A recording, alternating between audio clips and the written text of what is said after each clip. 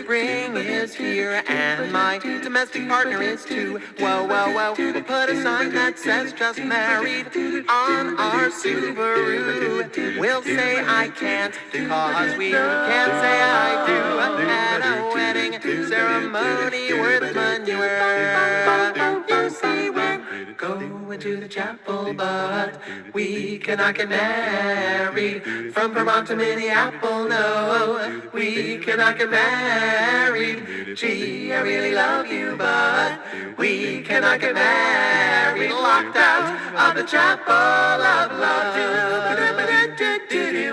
Bells may ring and the sun may shine. Whoa, whoa, whoa. But 1,000 tax breaks will never be mine, no. And when I hold you close, in half the states it's a crime. Confused matrimony and love war.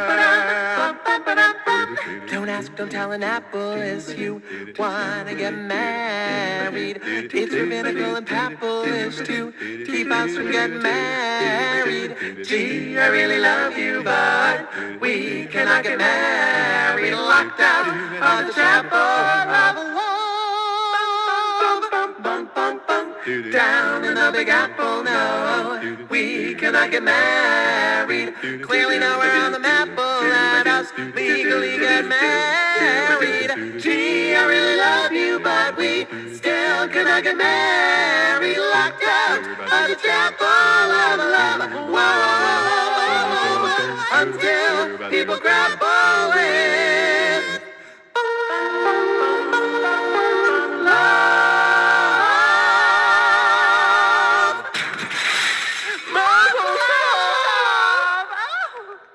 Good afternoon, everyone. My name is Barbara Lesh McCaffrey, and I coordinate Congregation Ner Shalom's Beit Midrash, our adult Jewish learning efforts, and it is a thrill to have you all here today. We are so very delighted that Rabbi Irwin Keller, who is addressed lovingly as Reb Irwin, will be speaking today. He's been Ner Shalom's spiritual leader since 2008. He brings a lifetime of study of song and spirit to his work at Ner Shalom, and in January of 2021, he was ordained as a rabbi in the lineage of Reb Zalman Schachter Shalomi of blessed memory and the Renewal Movement. His most visible past work focused on LGBT and HIV advocacy, and he authored Chicago's Gay and Lesbian Human Rights Ordinance, in effect since 1989. He later served as a staff attorney and executive director of the AIDS Legal Referral Panel of the San Francisco Bay Area. In 2014, he retired from yet another career in show business after 21 years as comedian, actor, singer, writer with the acclaimed Kinsey Six, America's favorite dragapella beauty shop quartet, who are responsible for this afternoon's not quite normal for us, but totally normal for us, Nigun. Reb Irwin studied Hebrew, Aramaic, Yiddish, and a range of Jewish studies at the University of Chicago and the Hebrew University of Jerusalem. He's worked as a Jewish educator and cantorial soloist. He's a storytelling maven trained in the ritual art of bringing Torah off the page, and a whole bunch of other things that are quite amazing, and we'll let him tell you about them if it comes up. We're thrilled that he is sharing his Senior Teshuvah, which was submitted to the ALEPH Ordination Program. Welcome, Reb Irwin. Oh, I'm already unmuted. Thank you, Barbara. Thank you, Sherry. Thank you for making this possible, making it easy for all of us. And welcome, everybody. So delighted and grateful that you're here to participate today. We can learn together and we can talk together. This, as Barbara mentioned, the content of today's workshop is the things that I talked about in my senior thesis, my Senior Teshuvah for the ALEPH Ordination Program, and I'll tell you in a bit sort of what a teshuvah is and that fits into the world.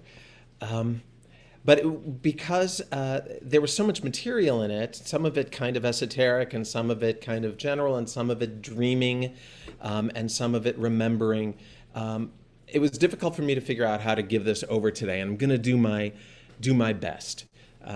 There are issues that we're going to be talking about today that are about Jewish ritual. There are issues about the welcome of queer people, and then more broadly, the welcome of people who have previously been unseen, whose presence has not yet been asserted, and how we open our embrace. There are questions here about how we might use some of our old texts in creative and liberatory ways, and how we make Judaism our own, each of us, and us as a community. There's an overarching issue for us to keep an eye on, a kind of meta issue about who has authority, whose voices and experiences are in the room when community decision making happens in the Jewish world.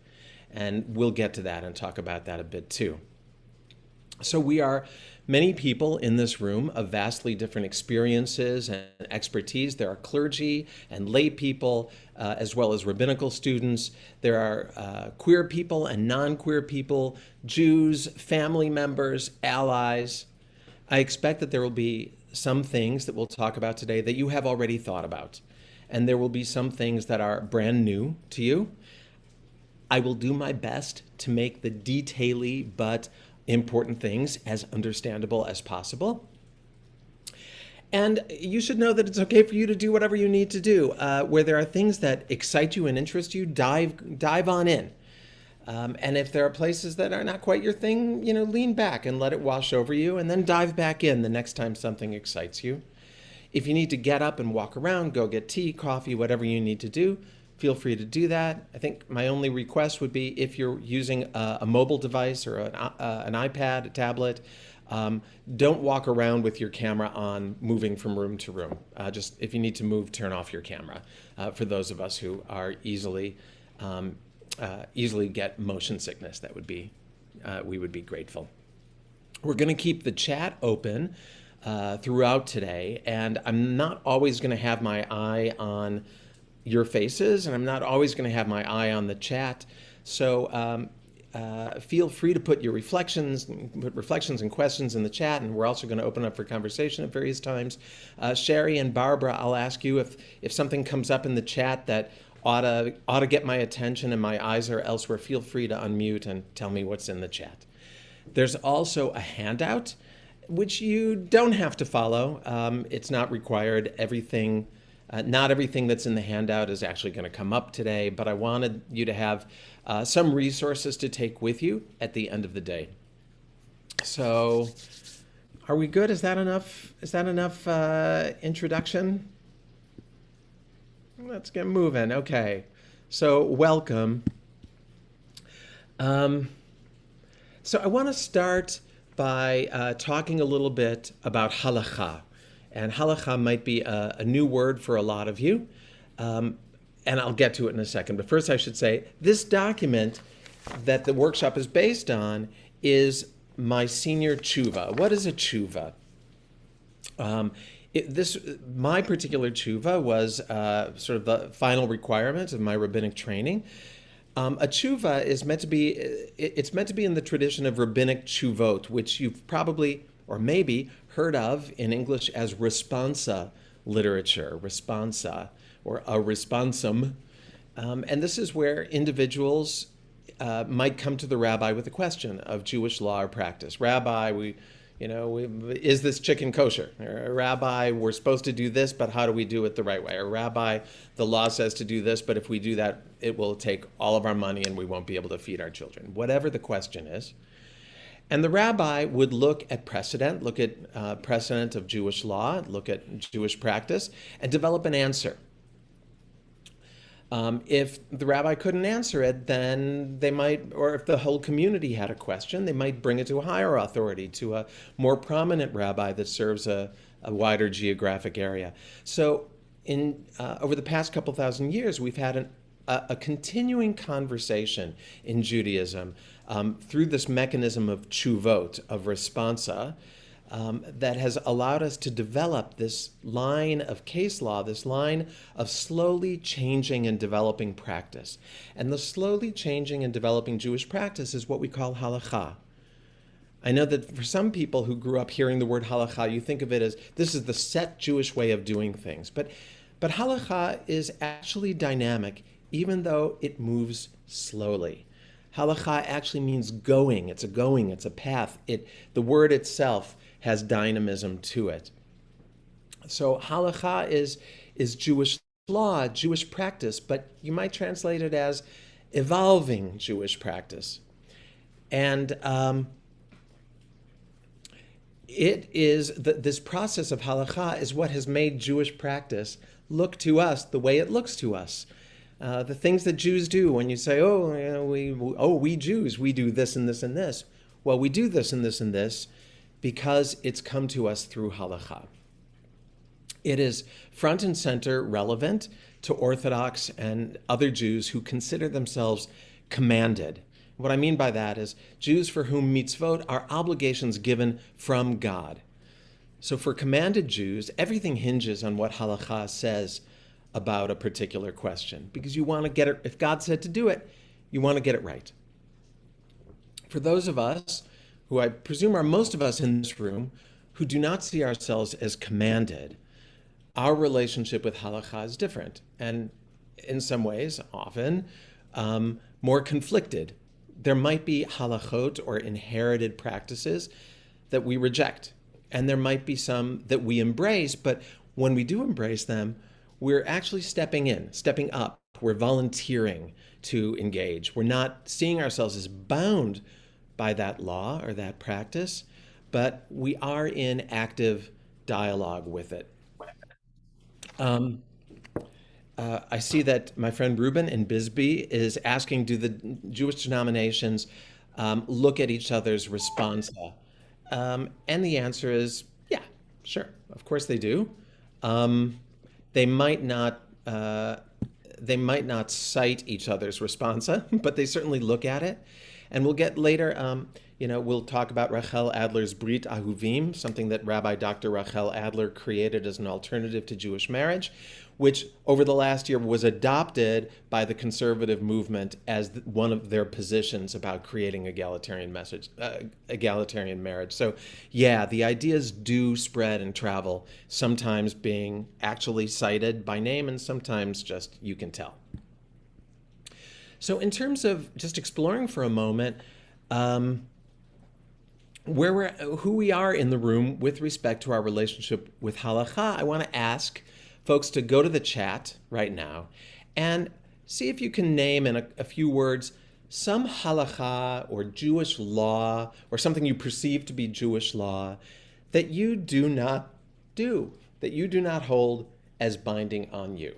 And go ahead and pop that in the chat and see what comes to mind right away.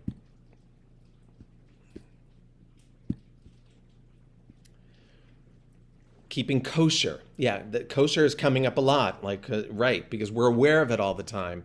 They say you never feel as Jewish as when you eat treif. So kashrut is part of our Jewish identity, whether we follow it or not. So kosher, driving on Shabbat is something that Sabra's noticing is like, I identify that as halacha and I don't follow it.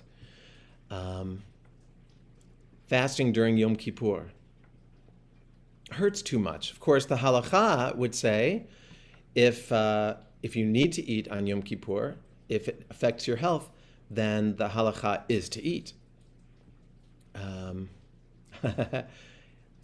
I don't cover my hair as a married person. I haven't stoned any adulterous person lately wearing polyester. Shotness, wearing improper mixes of fabrics. Okay, let me ask a different question.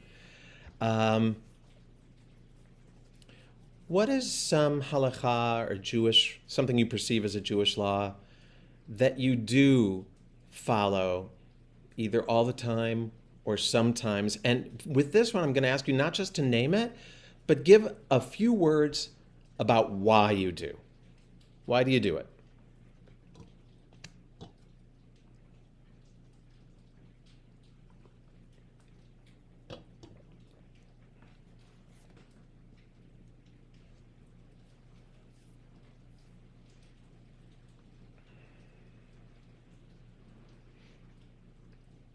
Oh, repeat the question.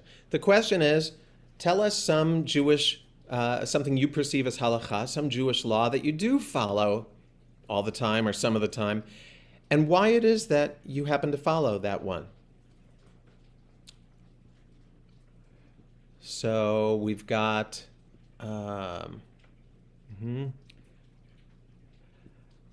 so I love the music, right? I love the feel of it.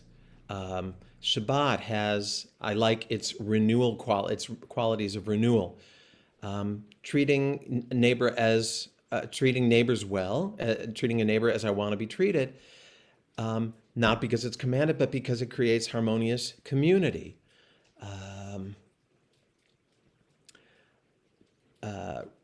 Reuben was raised with one piece of kashrut and not a different piece of kashrut. Giving charity, blessing food every time before eating it as maybe kind of a mindfulness practice. Observing Shabbat as a way of stopping. Observing holidays because they enliven my spirit. Comforting mourners, which is a human need, important for being in community. Praying in community, because it just feels better to be praying with others out loud. Lighting candles on Friday night. It feels like it brings me closer to God, closer to others, maybe other Jews, and brings us into the Sabbath. Counting the Omer as an opportunity for growth and reflection. Turning off electronics on the big holidays. Keeping Shabbat most of the time with in a humanist way, which is, sort of another Jewish denominational approach. Saying Kaddish for family members as a way of processing and being with grief and remembering lives that were important. Giving tzedakah, connection with lighting candles out of connection with foremothers. Oh, there are 31 new ones. I'm not going to be able to read through all of these, but we're getting a sense that there are halachot that feel right to lean into, and we lean into them for reasons other than being commanded. As somebody myself who doesn't see himself as commanded in that literal way, and who works with and spends my time with communities and care about Jewish communities of a kind of a similar orientation, my tshuva is a little bit different from a historic tshuva, because the question is not being brought by halachically observant Jews who are looking for, a leniency or a change or something because the way they're doing the halacha is not working. It's instead being brought by progressive Jews who have not seen themselves as subject to halacha's authority, but who are seeking connection, a rooting, a deepening, a belonging, or the things that you've all been mentioning in the chat about connecting with the ancestors, about building community, all of the reasons that you engage in these particular halachot. Those might be reasons why a same-sex couple would want to engage in Jewish ritual for their wedding. Let's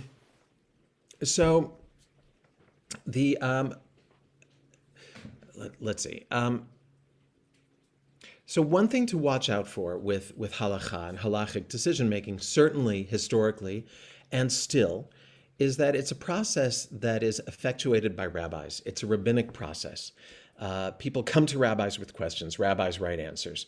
Nowadays, in the American Jewish world, there are the denominations have committees on standards and practices and ethics and all of those things, and it's a committee decision, but it's still a small group of people making decisions and recommendations for a large number of people, and the people in the room are people with particular rabbinic expertise, but might not have the life experience of the people who are asking for some new halacha, for some new way of doing Jewish.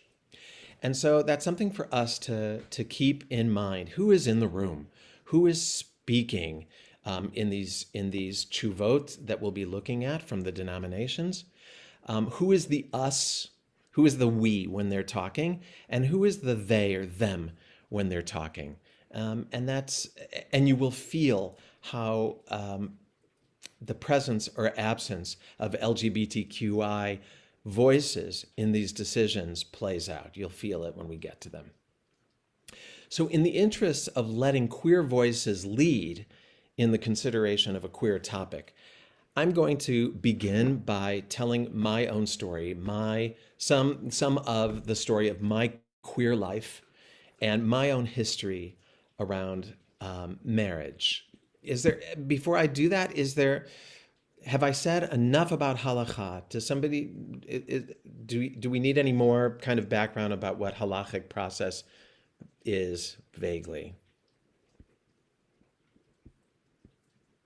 Cool, okay.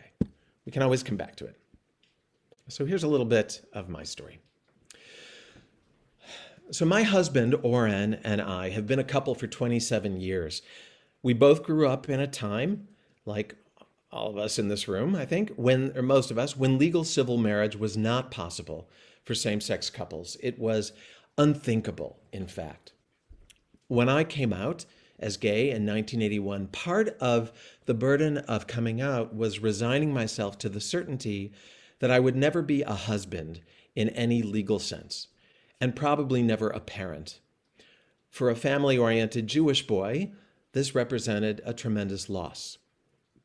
My Jewish commitment was very strong from childhood on, and in 1982 I began the process of applying to rabbinical school, only to realize that no seminary accepted openly gay applicants, and some even tried to uncover and weed out the closeted ones. It became obvious that coming out not only entailed the loss of a dream of marriage and parenthood, but also of the rabbinate and perhaps even of a meaningful Jewish life. Oren was born in the U.S. and grew up in Israel.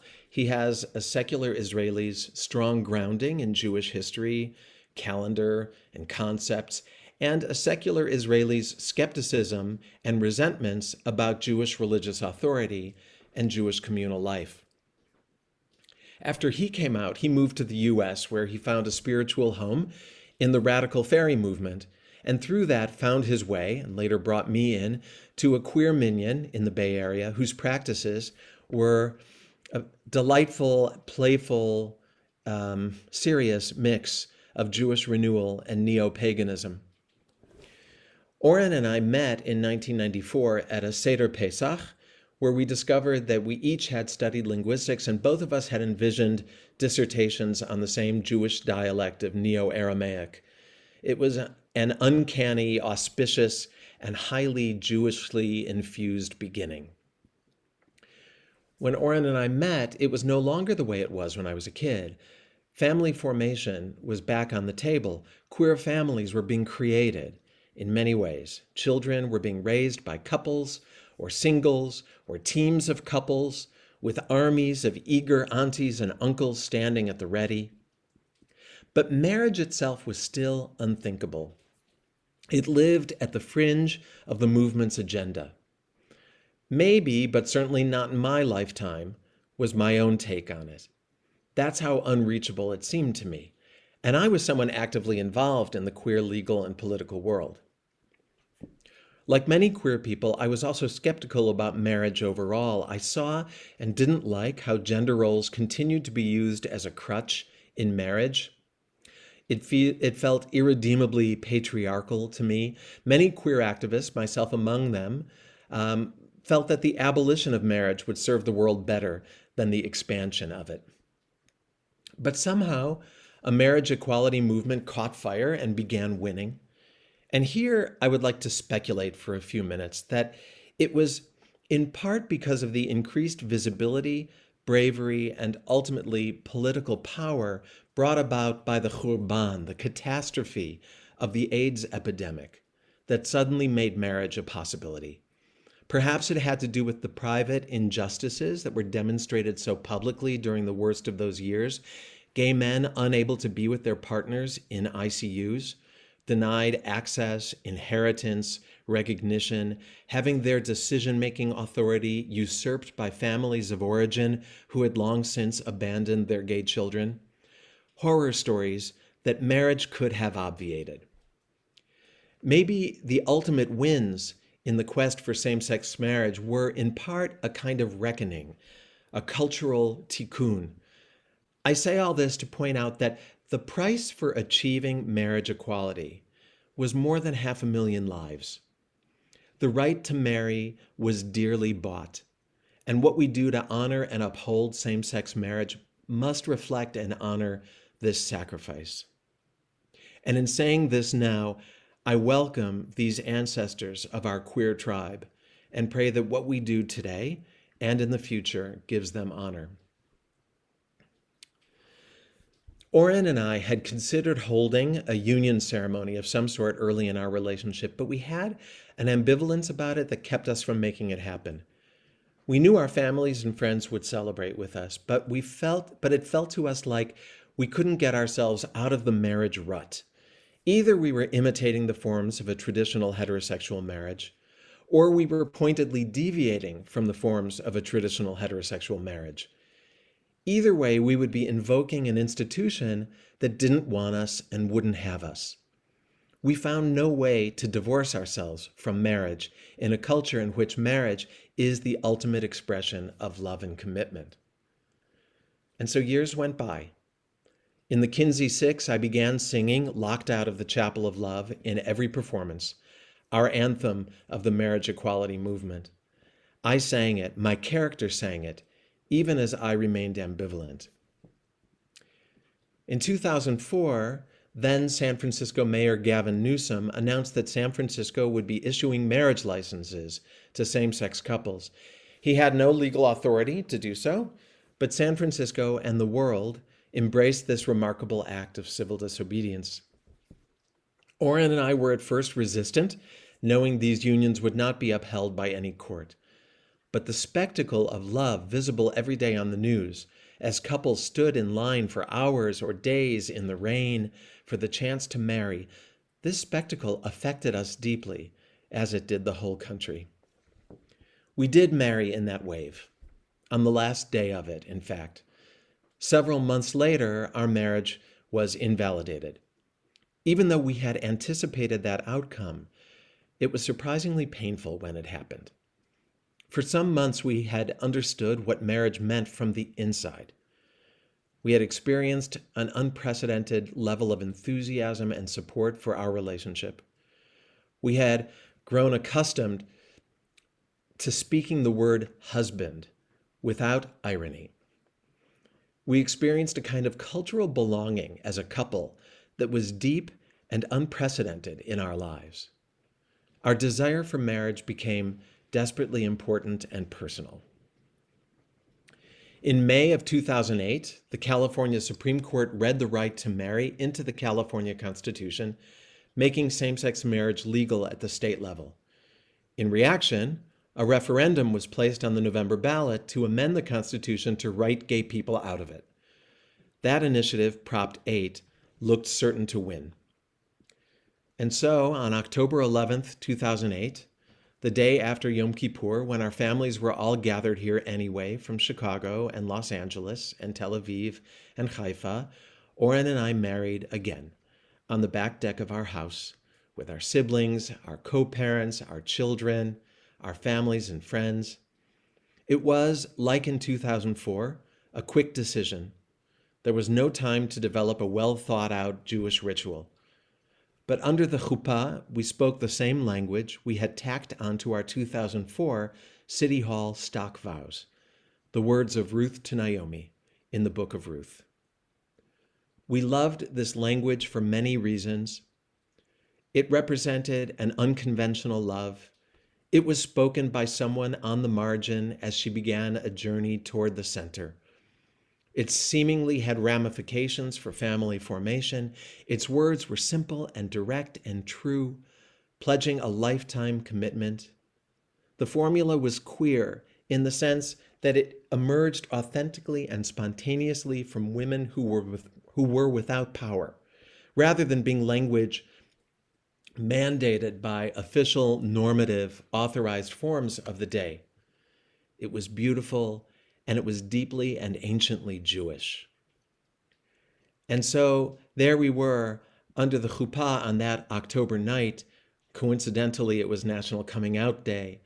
And we recited these words, which, when modified for grammatical gender, create for male couples an additional layer of internal rhyme that almost feels intentional.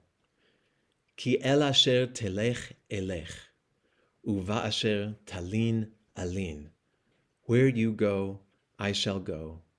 Where you lodge, I shall lodge.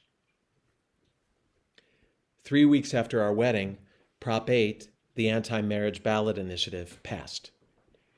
After initial uncertainty, our marriage and others like it were held valid, even while subsequent same-sex couples in California lost their right to marry. We continued in that special status for 7 years, not knowing whether our marriage would ultimately be upheld. This uncertainty was finally resolved just in 2015, when the U.S. Supreme Court recognized same-sex marriage as constitutionally protected federally. And the Kinsey Six folded up, locked out of the Chapel of Love, and relegated it to the archives. I tell this story in its fullness to help bring about an understanding of how slow, fraught, hard-fought, and recent the ability of same-sex couples to marry is. In a consideration of halachic forms pertaining to same-sex marriages, I think it is crucial to understand the personal and political weight brought to the question. Well, I guess weight spelled both ways. The demand brought by same-sex couples to Jewish ritualists carries inside of it history, loss, sacrifice, hope, joy, and determination. Our Jewish response needs to mirror that level of seriousness. It cannot be limited to a small tinkering with forms that have excluded queers for the entire history of our people. Any expansion of Jewish marriage to same-sex couples, in my view, must be done with intention, joy, and humility. Ahava v'yirah, love and trembling. And that leads us into our exploration today. So an invitation for everyone to take a breath, take a sip of water, and before we move into the substance of this, are there any questions or comments or reflections? We have a couple minutes.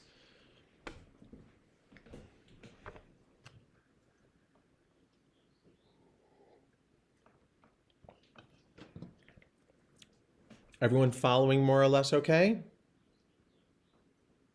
Okay. Great. I'd like to say something. Loma Olson, it was great to hear your story. And of course, what it brought up was our story. And I won't go into that right now, but we did a couple of the things that you're talking about, including a commitment ceremony with Yoel Khan. You probably know Yoel. And really, what I'm just sitting here feeling like I just want to cry through this whole thing because it just brings up so many feelings of love, and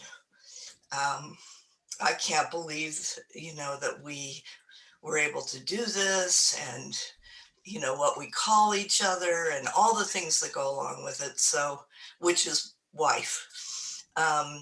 And so I'm just really happy to be here, and I know Beth is too. And after 35 years of being together, it's just great to finally 6 years ago really be legally married, and and have that be part of our life, and have our ketubah in our living room, and all the things that go with it.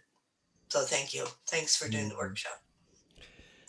Thank you for saying that, Loma, and welcome. And I think it is really important to look at the long journey. It's very easy now, with so much wide acceptance, at least in the communities that we live in, probably, of our marriages. It's so easy to just take it for granted, and to not remember how hard those years were, and how hard the struggle, and what coming out meant in a certain era, and what it meant to regain the ability to be recognized, to not have our relationships euphemized.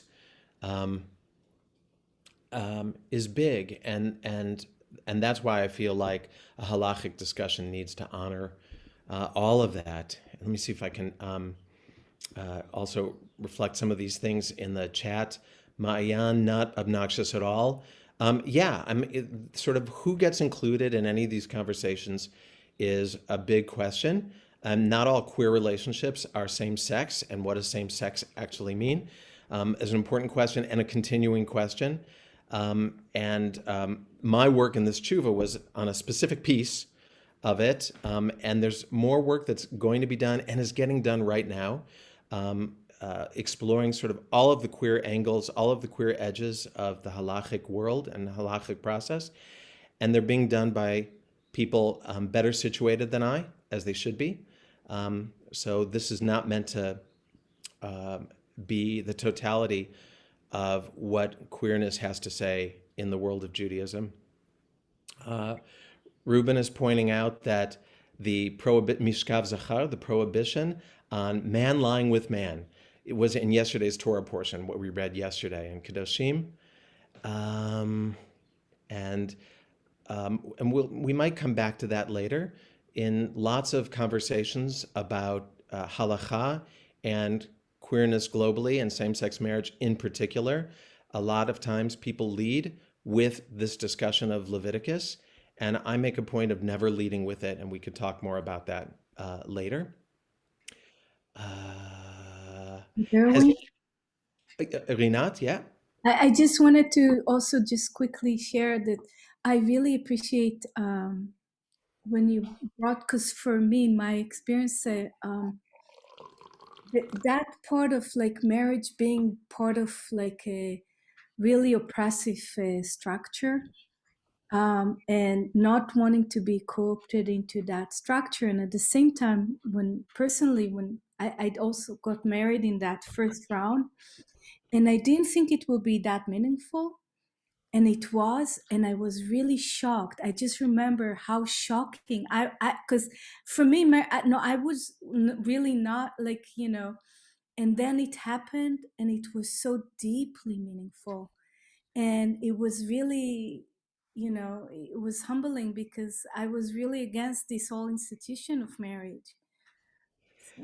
I really identify with that. I think even when Oren and I did it in 2004, we did it because it was a historic moment, and it felt, it's like, okay, we don't like marriage, don't like this, but it feels kind of almost an obligation. It felt like a mitzvah of a certain sort, responding to a call of history, to be in that wave of doing that.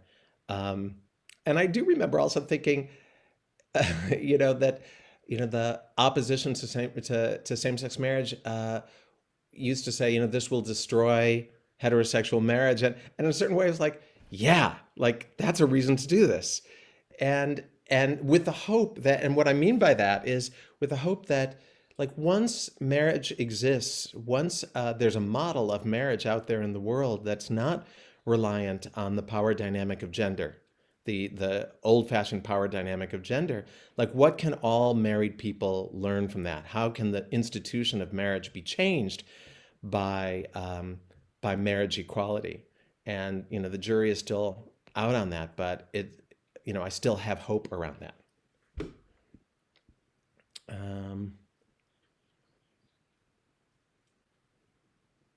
And Toby is saying, interested in how queer union ceremonies have evolved and how the community has taken on these rituals. Well, that's what we're going to spend much of today talking about. So fasten your seatbelt. And thank you, Rhonda. Rhonda's feeling emotional about this. Yeah, there's good reason to be, and we don't always remind ourselves of it. And Deborah's remembering some of the euphemisms, longtime companion and friend, and all of the ways that that our spouses were demoted in order to be talked about in polite company. Okay. Rabbi Irwin, Yeah. I just want to add something to the beautiful story you told. Yes, so it's important to hear the story and important to hear those stories, but they have another dimension. They are part of our Torah Sheba'al Peh. They are the agadic material.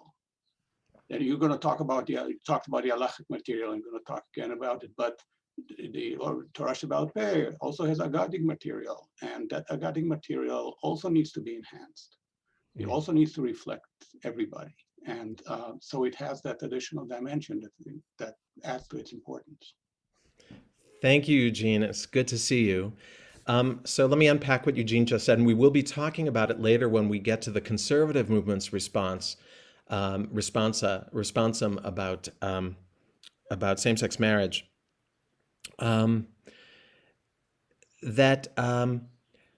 We have in our tradition, what comes down to us is both material that's halachic, as we've been saying, that is sort of legally oriented material, and material that's agadic, and that's the sort of the story, the narrative material. And in halachic consideration, there is a movement to bring more agadic material in. So what is agadic material? Agadic might be stories. You could say that the story of Ruth and Naomi is agadic material that's going to come into play in what we talk about today, but also our lives, our own personal stories are relevant in making halachic decisions. And that's a place where you'll see a little bit later on that the conservative movement has a very hard time actually listening to the reality, the truth of queer people's lives. And you feel it very profoundly in what they have to say on this subject. So Eugene, thank you for raising it, and we're going to circle back to it. So just so you know what we're working with and arguably working against, I want to spend a little bit of time looking at traditional Jewish marriage and its baggage. Like I think about it, used to, when my parents got married, there as a wedding gift they got luggage. So I think baggage goes along with marriage traditionally, and Jewish marriage has lots and lots of baggage. So we have Jewish texts, most notably Shir HaShirim, Song of Songs, that has imagery of heterosexual love between equals. But the institution of heterosexual marriage in Judaism has been consistently constituted as a relationship of unequal power. In biblical law, women's autonomy is subject to their husband's authority. Their promises are provisional based on their husband's ratification. He is called repeatedly in Torah, in Hebrew, Baal, which means master. And still in modern Hebrew, a woman, the way you say, or anyone, the way you say my husband, Baali, my master. He masters her. Talmud, in Masechet Kiddushin, in the tractate about marriage, introduces two linked marital concepts. So these are vocabulary words for you. Kiddushin, which means something like consecration, and kinyan, which means something like acquisition. And we're going to start getting a little bit technical, so if you zone out, that's okay. Come back later. I mean, stay here, but tune back in whenever you want. So kinyan comes from the verb kana, which means to acquire. And in Talmud, it becomes the common word for a man marrying a woman. He acquires her. He acquires a wife. Or he acquires some aspect of her, perhaps her sexual exclusivity or her autonomy. He places limits on her autonomy through this acquisition. The state of consecration or the act of acquisition work in one direction only. the man acquires and consecrates the woman. Jewish law has no reverse, no counterpart for women. The only acquiring women do in the marital realm is upon divorce or upon their husband dying, she is said to reacquire herself.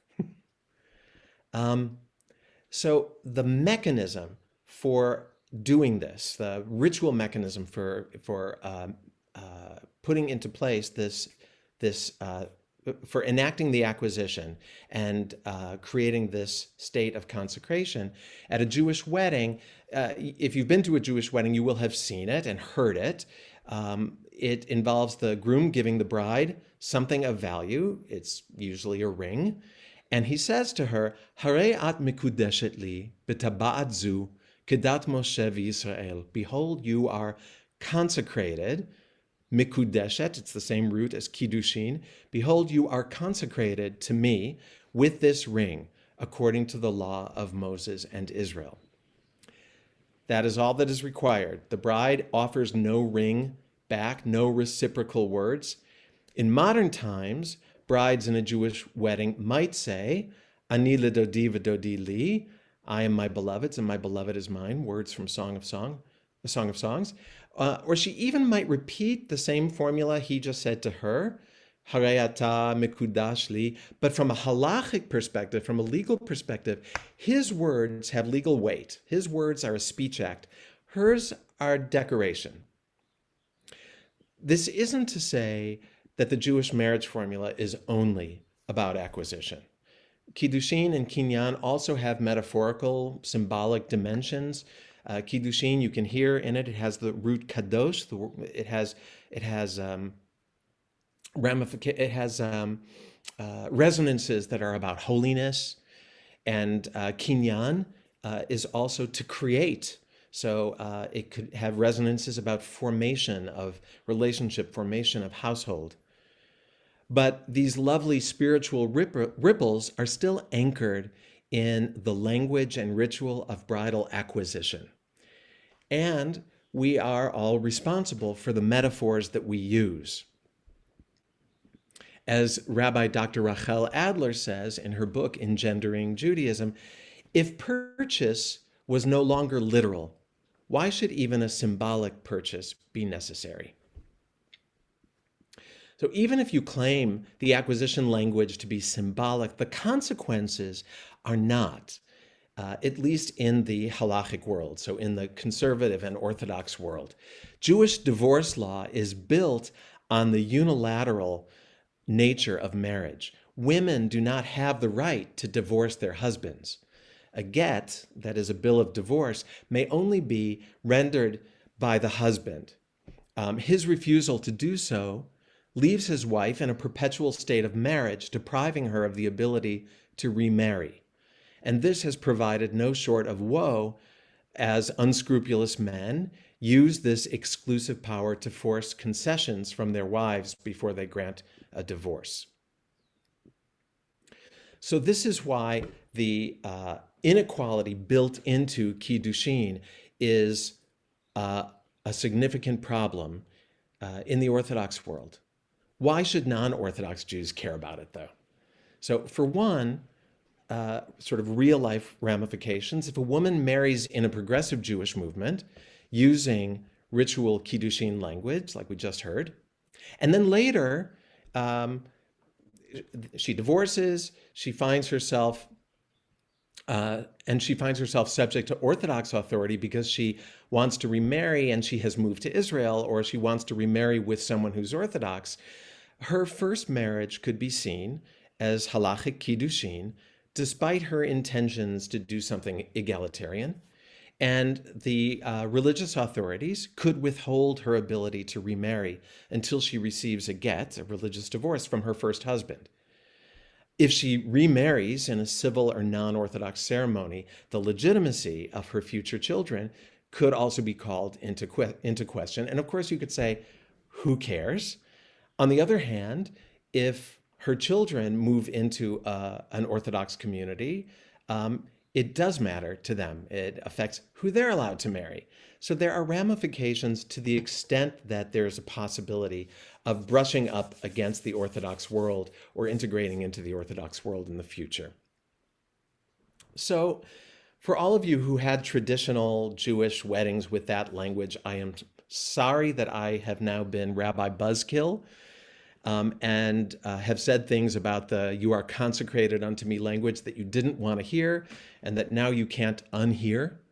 But these are important things for us to understand as we move forward in this discussion. This is Jewish marriage's baggage and risk and problematicity.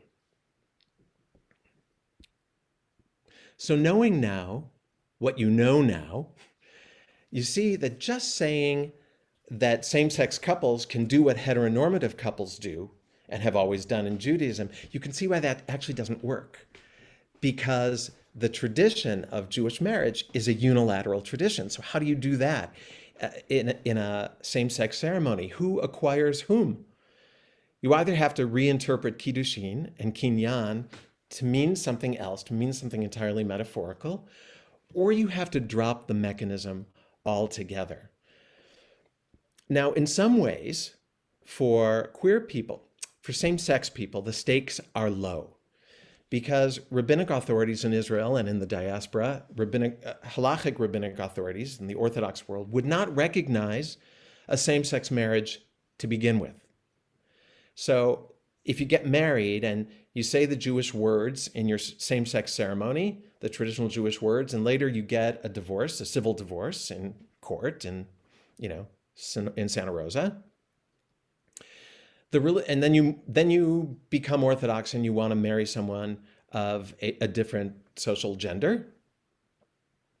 The religious authorities can't say that you were improperly divorced from your same-sex partner, because if they said that, they would actually be honoring that marriage. So they have to uphold that you were never properly married to that person, and therefore they can't insist on a divorce, a Jewish divorce from that person. So for same-sex couples, this particular problem is academic. Kiddushin language, like we were talking about, it is risk-free for same-sex couples in that sense, even while it's very risky for egalitarian heterosexual couples. But still, the language comes with all this historic baggage of acquisition of women by men, acquisition of one human being by another human being. And that might be baggage that progressive couples, same-sex couples, egalitarian, heteronormative couples might not want once they see it, once they know it's there.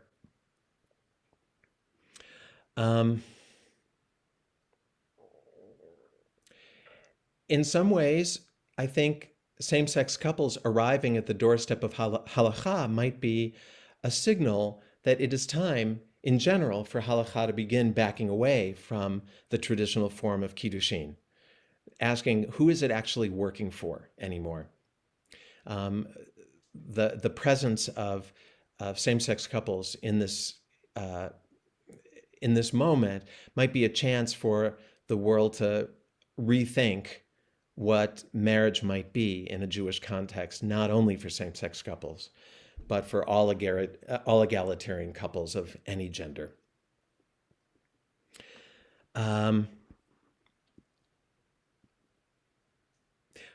Thank you, Ruben. And yeah, we're going to talk about the CCAR statement. Ruben is also being reminded of, this is if you have the stomach for it, an Israeli film called The Get, which is, Get again is the Orthodox divorce. And it's about a woman whose husband is withholding divorce from her. And it's a very, very powerful movie. So let's just take a moment if there are any questions or comments before we start looking at how the different denominations in America have dealt with the question of how do we marry same-sex couples.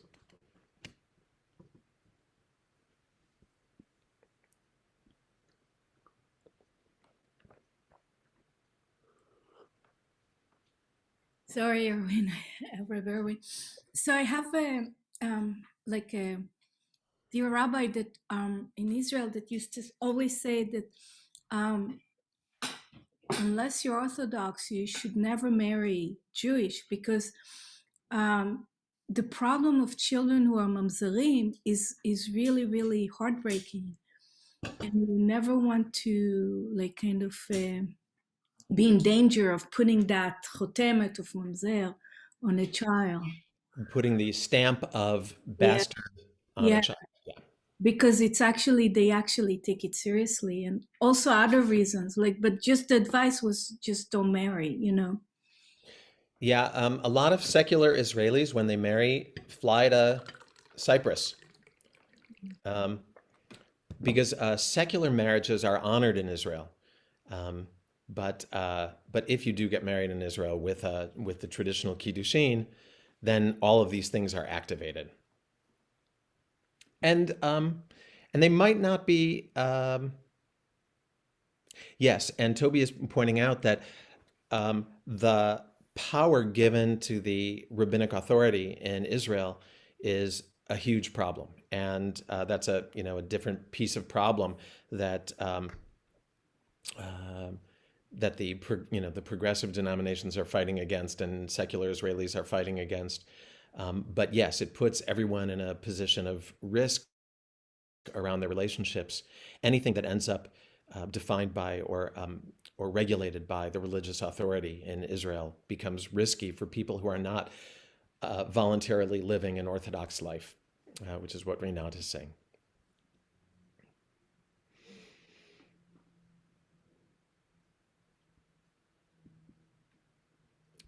And some good stories, not good, but some colorful stories are coming up in the chat about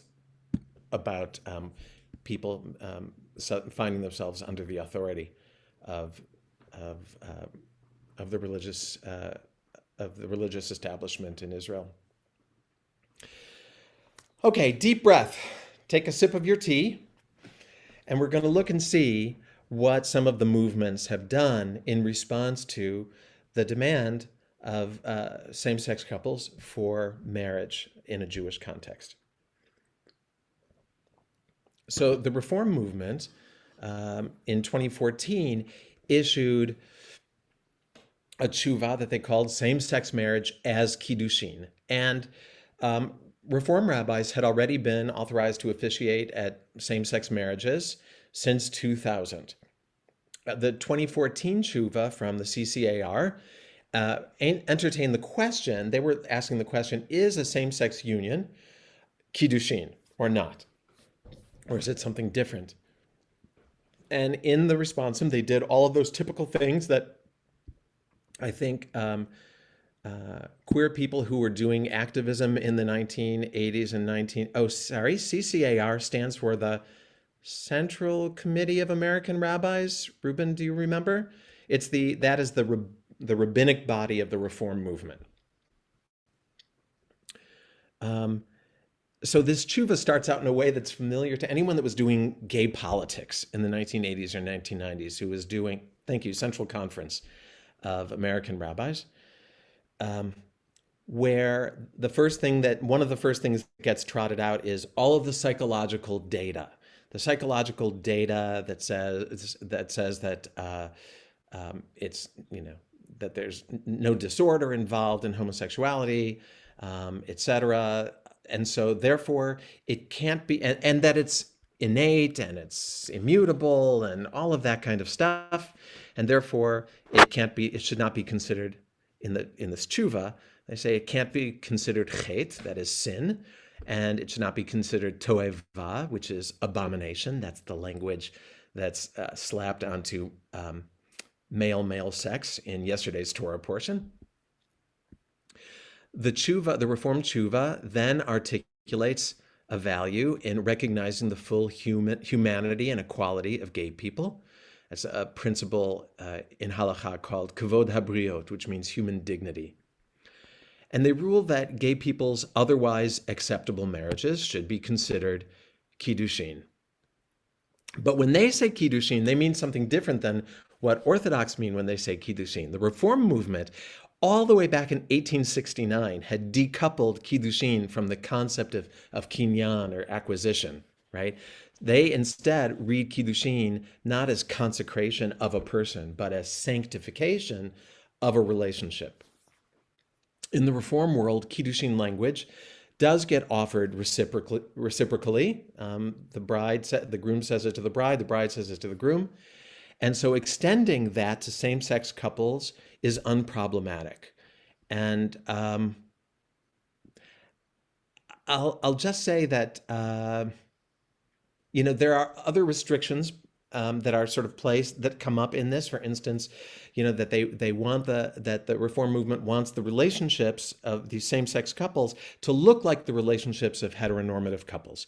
So, for instance, they require a platform, a plank of the platform of this couple has to be monogamy, sexual exclusivity. When, in the queer world, that's not always how people organize their relationships, and the relationships are still holy. So there is something just to note in this that, and this has happened in many times when rights in the civil realm are extended to gay people or to people of color, whatever. They're based on argumentation about how these new people asking for rights, asking to be seen and recognized and enfranchised, how much they are like us, right? So this is a little bit what's happening in the Reform responsum, is that same-sex couples that are like the heterosexual couples that we already endorse should be considered Kiddushin, but they're not prepared to think more creatively about what family formation and couple formation might look like. Anyway, that's Reform. The Renewal Movement. The Renewal Movement, of course, is not centralized. There are different kinds of bodies, and ALEPH is the most prominent body, and ALEPH has not spoken as a body about same-sex marriage, although Reb Zalman was in favor of it and had some things to say about the bit of Leviticus that we read yesterday. But ALEPH as a whole has not. But there was a prominent tshuva, like mine, but 21 years ago in 2000 by Rabbi Eyal Levinson called A Covenant of Same-Sex Nisuim V'Kiddushim. And it's one that gets quoted a lot. And he does some reinterpreting of Kiddushin as well. And he does some reinterpreting of Kinyan. He looks at their roots and he holds their meanings as metaphorical. This is not acquisition. Kinyan is about forming relationship. He proposes new language, though. He doesn't use the Hare at Mekudeshet language. He instead proposes Hare at, he proposes, well, for his marriage, Hare ani mitkadesh lecha. Behold, I consecrate myself to you. So instead of speaking words that consecrate someone else to me, that take someone else's autonomy, instead I'm offering you my autonomy. The two parties offer their autonomy to each other. And interestingly, so this language, this Hare ani mitkadesh lecha, this version of this language was adopted over this last year by the conservative movement as an option available for egalitarian heterosexual couples. We, of course, must talk about the Reconstructionist movement because here you are all in a Reconstructionist Zoom room. So, as usual, I have to say, the Reconstructionist movement was way out in front. Way back in 1992, the movement issued a report condemning, this is really kind of wonderful, condemning the use by some people of the prohibition on male homosexuality in Leviticus as a grounds for discrimination against LGBTQI people. I'm going to read you the quote, and I think it's also probably in the handout, in the takeaway. They wrote, "Many who reject Jewish law in other areas assert the binding nature of the biblical condemnation of same-gender sexual acts, and therefore homosexuality in general. We reject the act of justifying injustice, which is achieved too often by citing biblical law. This approach is in conflict with the intellectual and religious integrity that Reconstructionists demand. So they're calling out the conservative Jewish world, maybe the Jewish world more broadly, on hypocrisy here. And then the report, this report, 1992 Reconstructionist report, emerged before the marriage equality movement had taken hold in the US. So it doesn't take up specifically the question of whether Kiddushin is the right halachic frame for holding same-sex relationships, but it does articulate this value. It says, as we celebrate the love between heterosexual couples, so too do we celebrate the love between gay and lesbian Jews.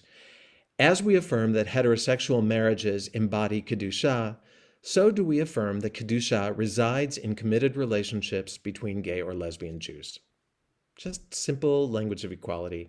And there's a sort of a bright energy in this report that, to my mind, seems to reflect the involvement of and inclusion of LGBTQI people's voices in the process, unlike the conservative movement, which we're about to discuss. So the most intense and rancorous debates have been within the conservative movement.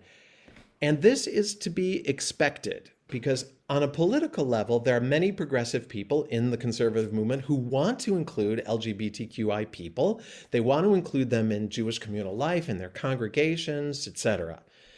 But on a halachic level, they can't figure out how to do it. So the conservative responsum is deeply torn and problematic.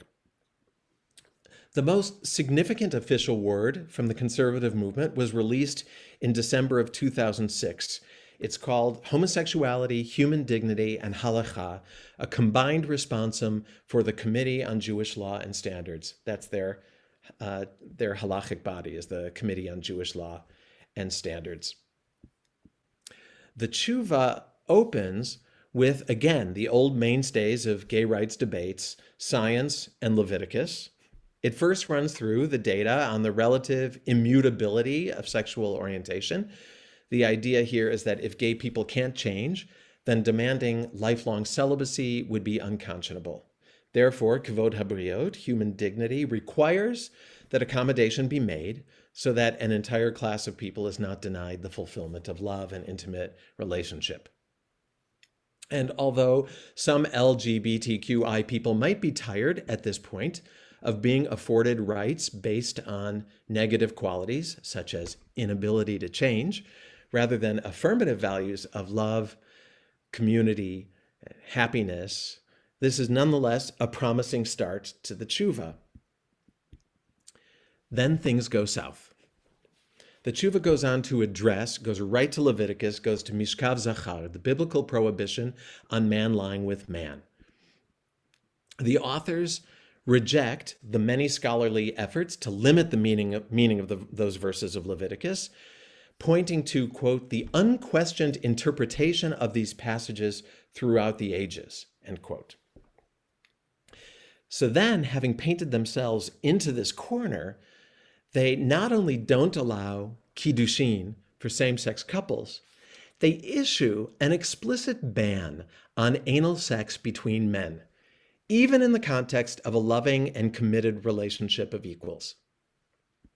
So reissuing a prohibition like this afresh in 2006, 3 years after the US Supreme Court finally put sodomy laws to rest, famously admitting that they should have done so 20 years earlier, this has a particularly gratuitous and heartless quality to it.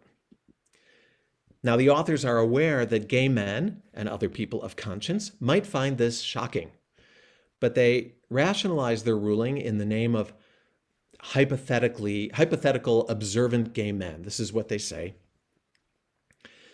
Some may object to, quote, some may object to our proposal by predicting that gay men will find our limited permission unacceptable. We, however, believe that those motivated to live within the framework of Halacha are necessarily willing to accept limits on personal autonomy as long as they are feasible for the sake of pursuing a life of holiness. Responding to the chat, no, they did not. They did not ban anal sex for straight people. At the same time, so here, this is again where I want to draw the question of who is in the room, whose stories get told. The authors of this tshuva are projecting what gay men will feel about being told by the Committee on Jewish Law and Standards how to have sex. They know the ruling, the committee knows that the ruling is harsh and shaming and unenforceable, but that doesn't stop them from doing it. They then go on to instruct, sorry, it's almost funny. They go on to instruct bisexual Jews only to marry someone of the traditional opposite gender, since in theory, bisexual people can be attracted to someone of the opposite sex, never mind if they are in love or not. Who wrote this in 2006, Sabra? This is the conservative movement's halachic body. So anyway, so they instruct bisexual people only to marry someone of the opposite sex.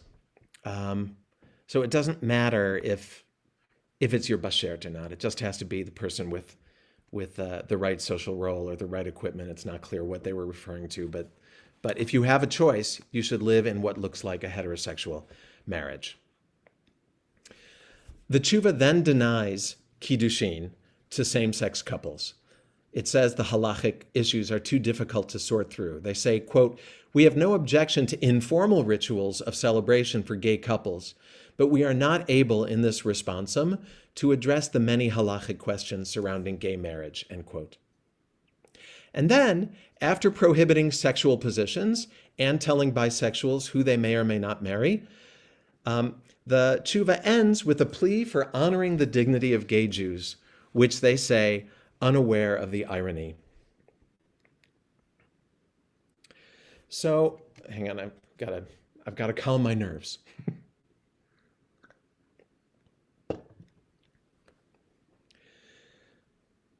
So it bears saying that the tshuva was controversial.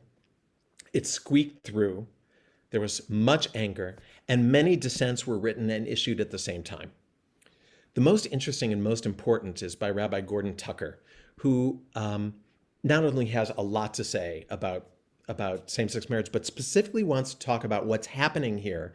Sort of what is the meta elephant in the room, which is how the decision is being made, the halachic process itself. And he addresses, this is what Eugene was talking about earlier, he addresses the fact that the voices of actual people affected by the ruling were conspicuously absent. He argues for the importance of agadah, the material drawn from life stories and not just from legal texts. You know what? There's a good quote in the takeaway. Let me find it's worth. I think it's worth reading because it's so good. Let's see. He says.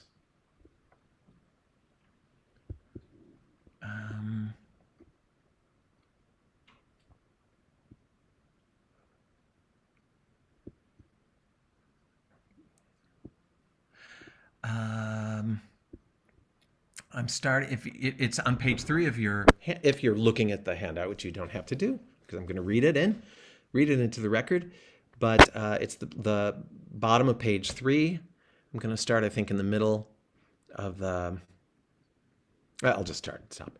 The Jewish gays and lesbians we address in this tshuva call to us from a place we should all recognize, a love of tradition, a commitment to Jewish life and Jewish community, and a desire to be integrated into that community. In that sense, we are dealing with a conservative, small c, community that does not wish to tear anything down. This is precisely why even the opponents of normalization evince nowadays such strong sympathy concerning their halachic predicament. That is the halachic predicament of queer people. But their aspirations can be denied only on 2 bases. The aspirations of queer people can only be denied on only 2 bases, one of 2 bases. 1, a theological stance that is simply not consistent with our general theological commitments as conservative Jews. That is to say, God doesn't God doesn't honor gay relationships. Or 2, a restrictive view of halacha based on the idea that only texts that formulate rules are genuine legal texts, and that both classical and emerging narrative, or agadah, are mere adornments to Jewish thought with no normative force. This represents a halachic method that is impoverished in scope, that produces the anomalous results of having to slam the door in the face of those whom our deepest sympathies tell us should be entering the door, and that ultimately divorces what is treated as an autonomous halacha from the religious convictions that it was created to serve. The idea that halachic method needs to be opened up to a receptivity to the potential normative force of agadah is, to be sure, unsettling. It is unsettling because, as Robert Cover puts it, there is no, quote, official privileged canon of narratives, right? In the same way that legal texts, we know what Talmud is, we know what Torah is. And thus the presumed and cherished objectivity of halachic method is put in jeopardy. But Cover also noted that although narrative in the modern world has a diffuse and unprivileged character, we mustn't fail to take into account the indispensability of narrative to the quest for meaning. And if we fail to make meaningful halacha, we will all be called to account for how we will have failed generations of Jews to come, generations that we are charged with leading to a greater loyalty to religious law. This is therefore not just a tshuva about Jewish gays and lesbians. It is also not a plan for dismantling the normal and normative methods of doing halacha. It is rather a plea that our toolbox not be so circumscribed that we are unable to see that hard cases can call out to us to listen courageously to our hitherto orphaned agadic texts. Although we continue to believe that God speaks to us through halacha, the compassion of God that we are commanded to imitate is still greater than any particular halachic method. And if courageous innovation in law, in order to pursue imitatio Dei, that is, being godlike, unsettles or even frightens us, we do well to remember that religion is, in the end, still about faith. Communities of faith provide stability and fealty to the past in the midst of change. I don't know how easy or hard that was to follow, but it's beautiful. It's just this beautiful calling out of his peers for not being able to be courageous and creative and to open the doors and by hiding behind their halachic method.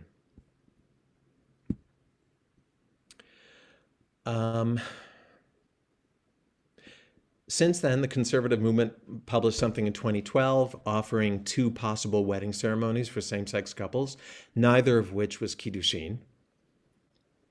One was a modified version of Rahel Adler's Covenant of Beloveds, her Brit Ahuvim, which we're going to talk about in a second.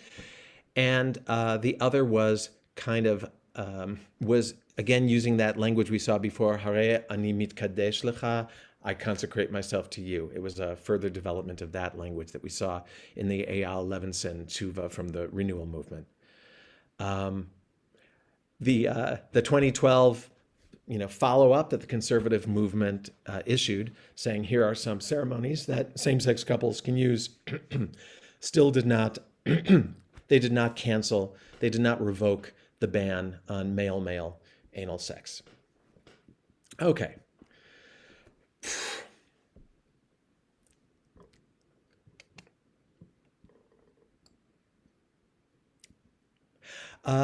There's a question in the chat. Is Kiddushin binding for straight people in an Orthodox context if the officiant is female? And how did the conservative movement get around this? Interestingly, in traditional Kiddushin, an officiant is not even required. 2 witnesses are all that are required. So you could go with your 2 witnesses and step outside in the woods and say the Harayat Mikudeshet Li. The groom can say to the bride the Harayat Mikudeshet Li language. And, right, thank you, Sabra. 2 male witnesses who are qualified in all the ways that witnesses must be halachically qualified. And no officiant is actually, an officiant is customary, but not required. If the witnesses are female, then from an Orthodox halachic perspective, the wedding was not witnessed. So there you go. more happy news. Which means that no one can hold a get over your head. Just bring a female witness instead of two males. Yeah, I mean, look, there's there's a lot to be done. There's an issue that's called kiddushin b'safek or safek kiddushin, which is that if some of the formalities have been followed, the certain words have been said, or something that looks like kiddushin has happened, that Orthodox authority, that halachic authority will consider it kiddushin. And this is a piece of the problem. This is part of the problem that we're looking at here on behalf of egalitarian heterosexual couples, which is sometimes it doesn't matter what your intention is, and it doesn't even matter if you say this is not meant to be kiddushin. If it looks like kiddushin, it might get treated as kiddushin, even if that wasn't your intention, and even if you had a female officiant and you had female witnesses. There's no guarantee there, although I love the idea of having female witnesses as your way of undermining the religious authority on it. So I want to talk about Dr. Rabbi Rahel Adler, who's also an old friend, who has, I think, done, her work has been kind of a slow grow, but has become one of the most significant challenges to kiddushin, to traditional Jewish marriage. She's really the first serious scholar to, instead of trying to adapt kiddushin, instead of trying to make kiddushin egalitarian somehow, she has said, let's do something else. Like, why are we trapped in this kiddushin box? Let's look at what other forms of ritual forms of relationship exist in the halachic world. There must be other things that we can adapt that are not already loaded with all of this inequality built in. And she does it. She creates, and she was not doing this, for same-sex couples. She was doing this as a halachically impelled progressive woman in an egalitarian marriage. She wanted, she saw, egalitarian, progressive women going into marriages for whom traditional language was important, for whom Jewish recognition, Jewish forms were important, then giving up their autonomy in marriages because that was the only form available to them. And she wanted to be able to offer an alternative. So her Teshuvah from 1998 was released in book form. Oh, I should have had it somewhere here on a shelf. I could hold it up and show it to you. 1998. This is required reading. If this stuff is interesting to you, this is required reading. Order it now. Get it from a bookseller near you. It's called Engendering Judaism, an Inclusive Theology and Ethics. And there's a quote from it on your takeaway sheet, and so you've got it written there. And so she steps out of the kiddushin box. Instead, she creates a legal framework that she calls Brit Ahuvim. Brit meaning covenant, Ahuvim meaning beloveds. And she looks at and takes and adapts long-standing Talmudic, millennia-old halacha on how to form a business partnership, and she develops it. It contains elements and values that egalitarian couples would want in their marriages, values of mutuality, equality, co-ownership. She replaces the legal forms of kinyan, that is acquisition, with those of, she uses the word shutafut, which means partnership. And she's not the first to use shutafut for partnership. There are wedding contracts. This is marvelous, and she talks about this in the book, and there are other articles and books about this. In the Cairo Geniza, which is old Jewish documents that were found in an attic of a synagogue in Cairo in the 20th century, but they're from 1,000 years ago. There are ketubot, there are wedding contracts where women, belonging to women that use the word shutafut, and also seems to treat divorce differently and give the woman the right to a divorce. So those were under the authority of the Palestinian Talmud, the Talmud Yerushalmi, rather than under sort of the jurisprudence of the Babylonian Talmud, which is what reigns in the Ashkenazi world. So some really interesting differences there. And she leans into those differences as, more authentic, self-arising Jewish movement towards shutafut, towards partnership. Sorry, that was maybe a tangent. I don't know. I can't tell anymore. But the idea in a partnership, in a halachic partnership, is that neither partner, and business partners, neither of them belong to the other, but the partnership belongs to them both. It's joint ownership, right? So the partnership belongs to them both in its economic dimensions, but also in its ethical dimensions, because you have responsibilities toward your partner. And she created a ritual, the Talmudic ritual for creating a partnership included both partners investing in a shared pouch, a shared purse, right? They put money in or whatever they're investing in the partnership. She brings this pouch into the ceremony under the chuppah, and each partner puts something of value, and it can be something symbolic, something that represents something about their life or what they're bringing into the marriage. And then, as in Talmud, the both members of the couple raise the pouch in the air, and then she created some blessing and commitment language around that. It's beautiful, ingenious work. Many couples have used it. I've used it in ceremonies. Some couples at Ner Shalom have used it in their ceremonies. What we were talking about before with Safek Kiddushin, that if you follow the forms of Kiddushin, a rabbinic court later on might consider it Kiddushin. She had a worry about the placement of the rings on fingers. So that a groom placing a ring on the bride's finger would make it Kiddushin, even though they're trying to do something different. And so what she does is, but she knows that she can't say to couples, skip the rings, because everyone wants a ring at their wedding. So the members of the couple put the ring in the pouch, and they do this whole ritual. And what that does is turn both rings into communal property, into community property. So now when he puts a ring on her finger, it's not his ring, it's already her ring. They're just placing them on each other's fingers, but they both own both rings already. So it's much brilliance in this. And in this, as I mentioned, in the conservative movement's new Teshuvah about egalitarian marriage a year ago, not same-sex marriage, but egalitarian heteronormative marriage, they offer, at last, Rahel Adler's Brit Ahuvim as one of the ways that, oh my gosh, it's 1:30. Okay, so it's beautiful, and for me, the most important thing about her work and about the Brit Ahuvim work is that it's the first one to tell us, just step away from Kiddushin. There might be other things in our tradition that we can use that will have a sense of authority, of ancientness, will have a transformative quality in the moment that it's recited or enacted under a chuppah, that we don't have to be bound by taking this, a flawed institution, an institution that by our values now is flawed, and try to keep tinkering with it like overworking a bread dough.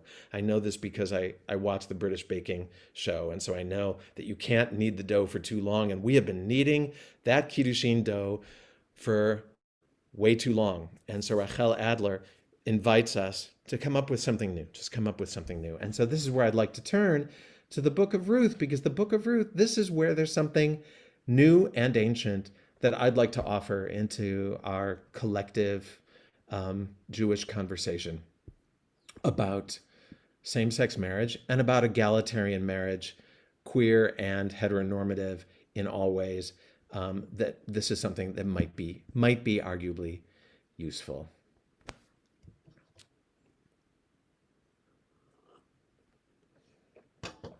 So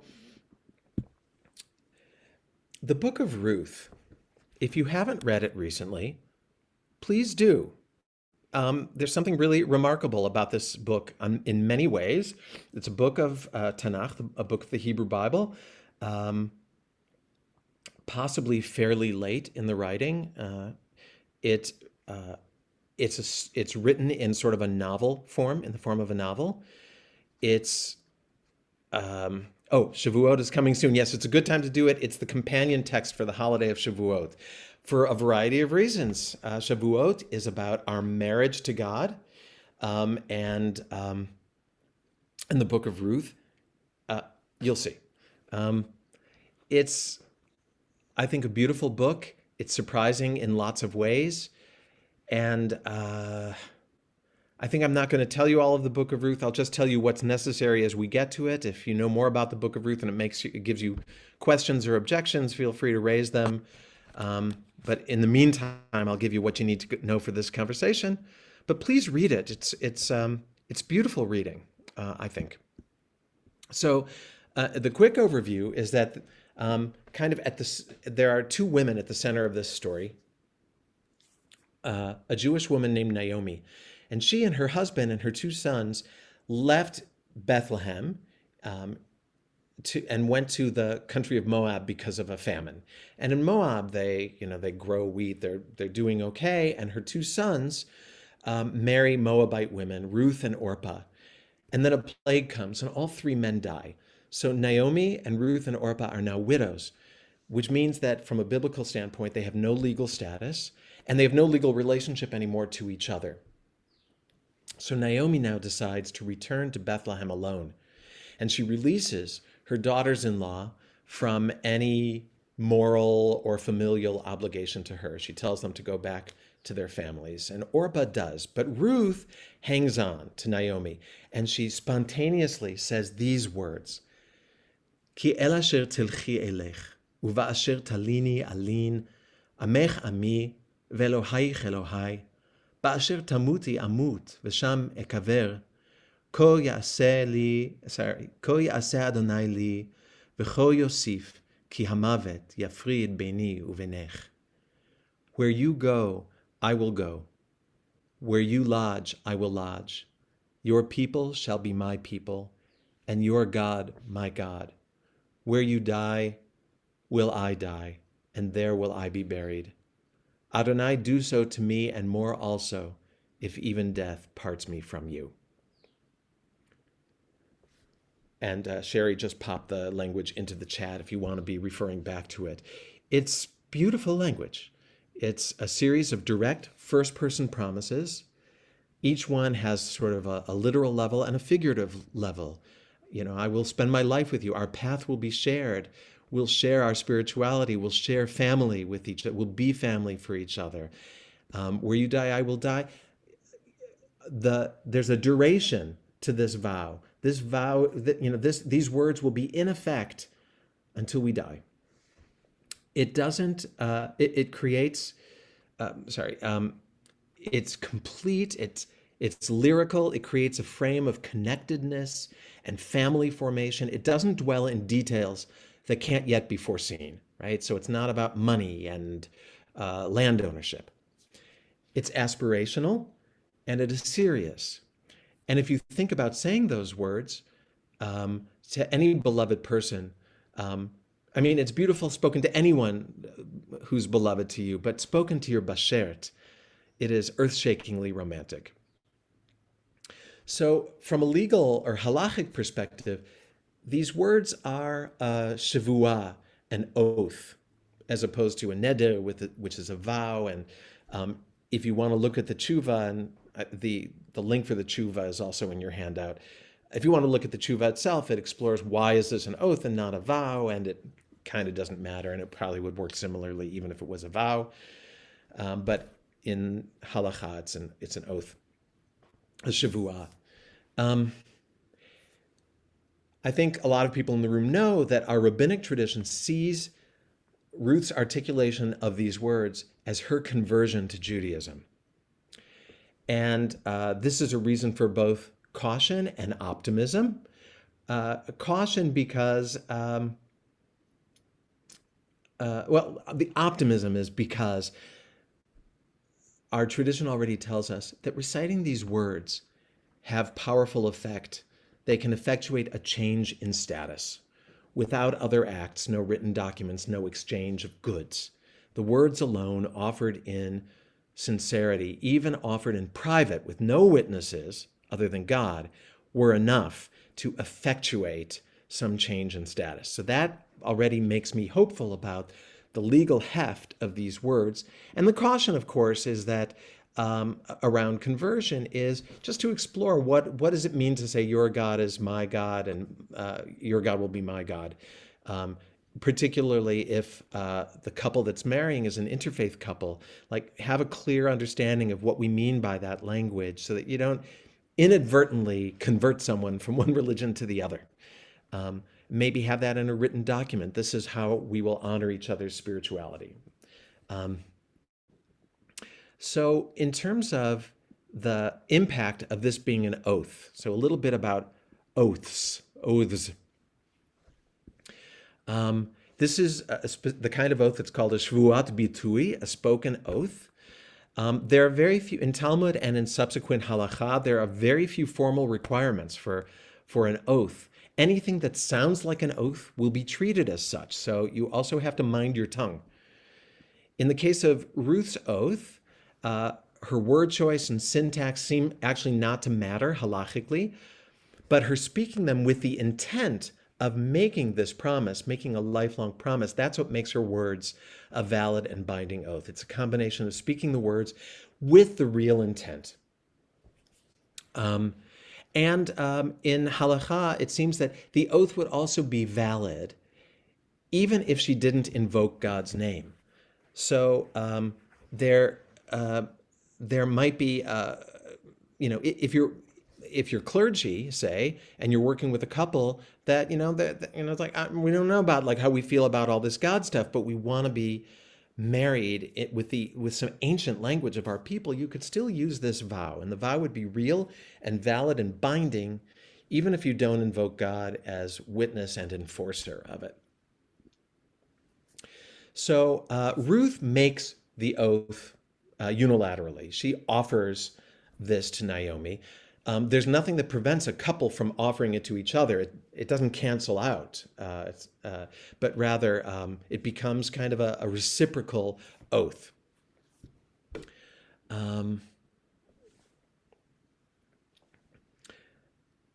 And in creating a reciprocal oath, each partner is accountable to the other. And if you call in God as witness and enforcer, as Ruth does, then you're also accountable to God for the fulfillment and completion of the oath. Neither partner is obligating the other. Each partner is only obligating themselves. So a marrying couple would be co-oathers, maybe. Their obligations would be parallel but not interlinking. Interlinking obligations, maybe like property ownership, parenting responsibilities, and process for dissolution of the relationship, could be undertaken in a separate document, or could be left to the routine operation of civil marriage and civil divorce. Halacha restricts people who take oaths, prevents them from taking subsequent oaths that impede their ability to fulfill the previous oath, or that reduce somehow the fulfillment of the previous oath. So this would prevent, if I said Ruth's words to my partner in order to marry, I could not then later just say, okay, hey, Oren, as of now, where you go, I will go, if it's convenient. I couldn't say that. That wouldn't be permitted unless Oren had already released me from the initial oath. If I said, I can't do it quite this way anymore, can we rethink how we want to be with each other? Would you release me from the oath? And he releases me. Well, we can talk about actually release of oath, but I would have to get released from the oath, and then we could give an oath in a different way that is less demanding. Similarly, like if I've already made that oath to Oren, I can't go and marry someone else and make the same oath, because my offering my life and my co-dwelling, my cohabitation, and all of that to another person necessarily reduces what I had already sworn to Oren.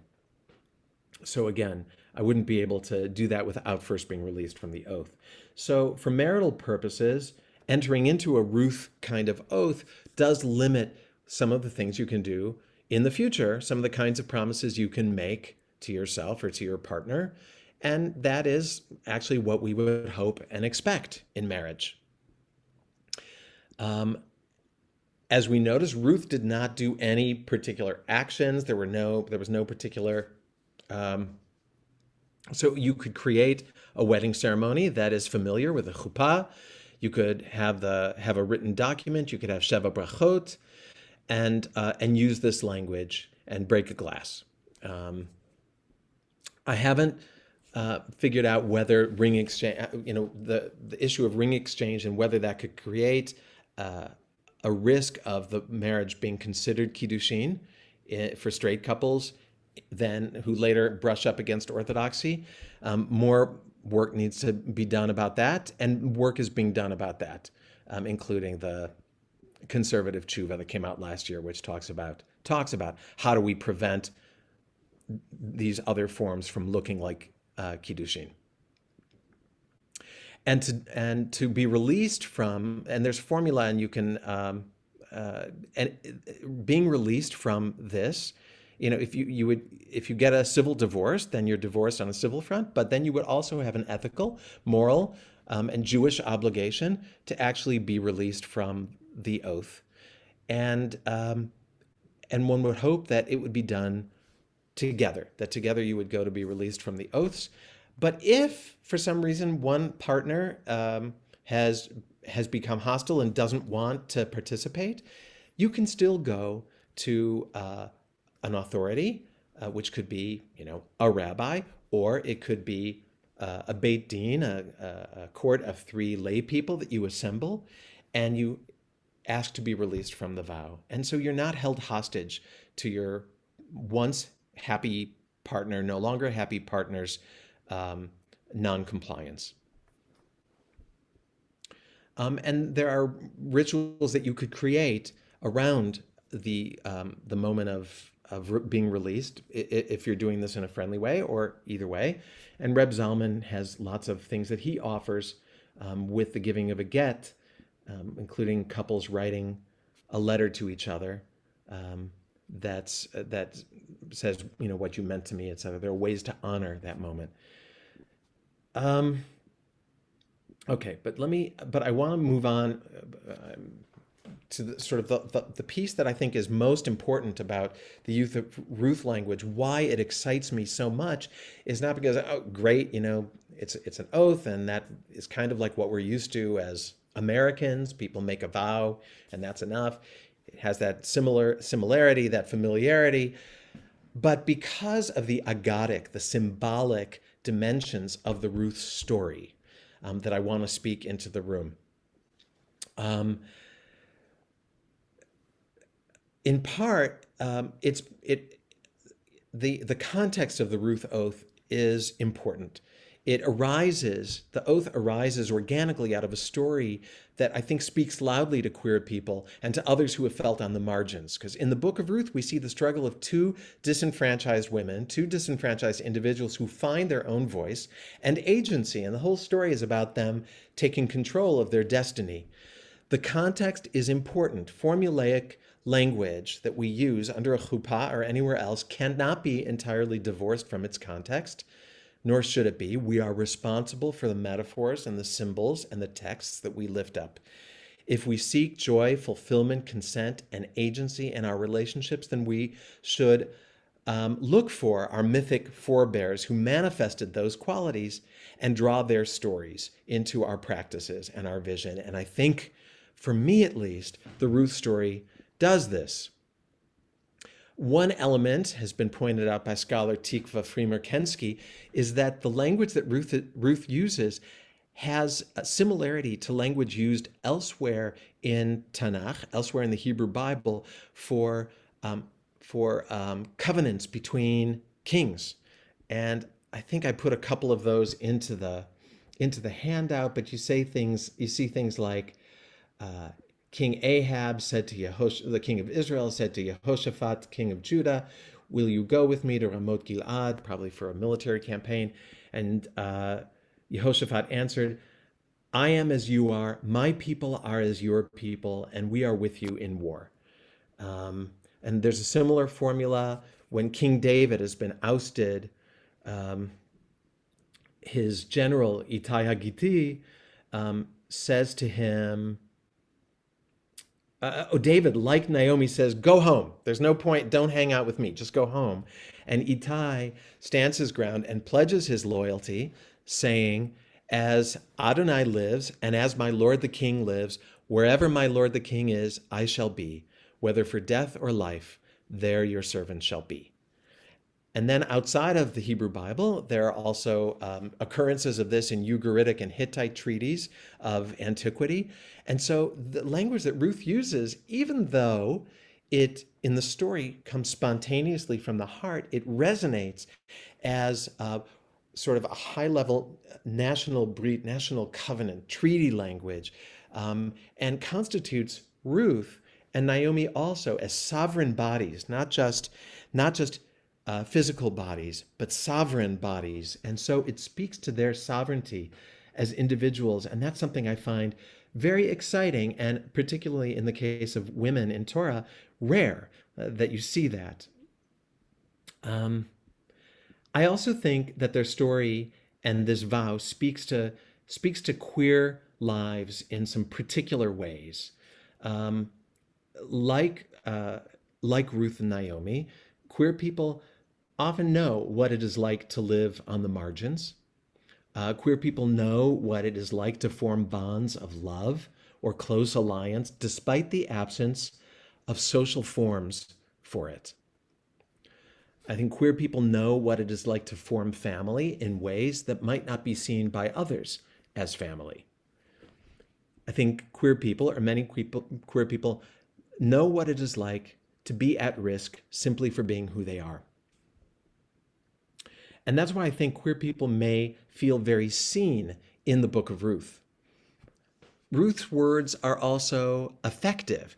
Her oath and the lived truth of their story create a family and ultimately a household in Israel, whether or not we have exact terminology to describe their relationship.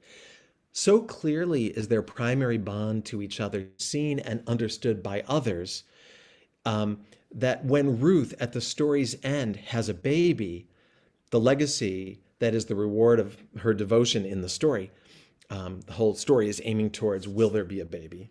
Ruth has a baby. The neighbor women say, it says, "Vatikrena lo hashchenot shem lemor yulad ben leNaomi, vatikrena shmo Oved hu avi Shai avi David." The neighbor women gave him a name, saying, "A son is born to Naomi." They named him Oved. He was the father of Jesse, father of David, who would be King David. So in this case, the neighbor women lift up kinship over biology. The wise neighbor women knew the baby was Naomi's, or also Naomi's, even though Naomi had no genetic connection with Oved, the baby. She was nonetheless offered the honor due to a parent. So this very conscious awareness of how kinship is produced and honored, I think will resonate with the experience of queer people. Queer families make children in a range of ways: known donors, anonymous donors, surrogacy, co-parenting arrangements in which, as arguably in the case of baby Oved, there are more than two people with the social role of parent, even if not all of them are legally recognized. This is a deep knowing in queer communities. It's also a piece of what makes the Ruth-Naomi story familiar. We may struggle with finding the terminology for Ruth and Naomi's bond in any language, but as a model of alternative family formation, it resonates deeply. For queer people whose relations and families are based on conscious family formation and rarely on accident. So this agotic affinity between queer people and the very queer story of Ruth and Naomi set the stage for the Ruth Oath to manifest as a deeply validating and enlivening declaration when marrying and forming a family. So in conclusion, we're at the end and we're on schedule actually for the end. Here's what I think about Ruth's Oath. It is a singularly beautiful, romantic, and forthright statement of commitment. It's two-beat you-I rhythm, where you go, where you die, I die. The you-I rhythm pumps the blood. Its poignance brings tears to the eyes. It is free from the legacy of unequal marriage. It holds the possibility of building a life and allowing family to emerge, whether they fit into traditional patterns or not. It manifests values of sovereignty, endurance, commitment, agency, equality. Unlike the Harayat Mikudeshet, you are consecrated unto me, language of Kiddushin, Ruth's oath is not a done deal when the recitation is over. Instead, the oath remains alive and dynamic for the duration of the couple's life together. There is an inherent unfolding to it. There's always a going. There's always a lodging ahead. The oath is and must be reinvigorated in every moment. And this requires the vigilance and wakefulness of both partners, recommitting every day. And what a joy and God-soaked blessing it is to do so. In the words of my friend, poet Alison Luterman, let every day be our wedding day. Let us marry each other in the grocery store and in the garden, pulling weeds together. And in the car, at every stoplight, let's renew our vows. And when night falls, let's step under the chuppah of stars. And when the alarm clock rings too early in the morning, let's remember to get married again and again to the day.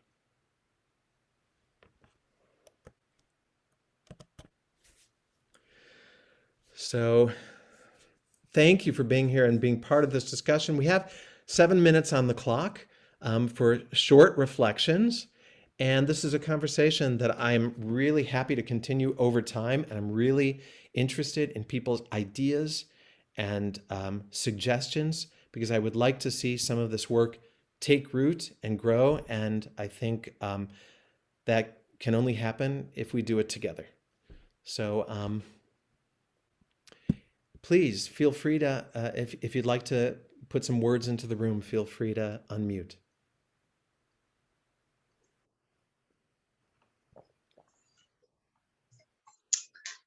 Can I ask a question? Mm-hmm.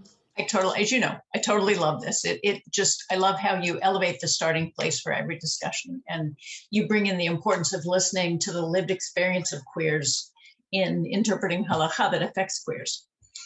So now that your teshuvah has been accepted, what does that mean for sort of the practice of making sure that the impact, that the person or community that is impacted in any discussion is included? My particular teshuvah, does not automatically have any force in any community. And so that's why we're doing this workshop, and hopefully more workshops to come, so that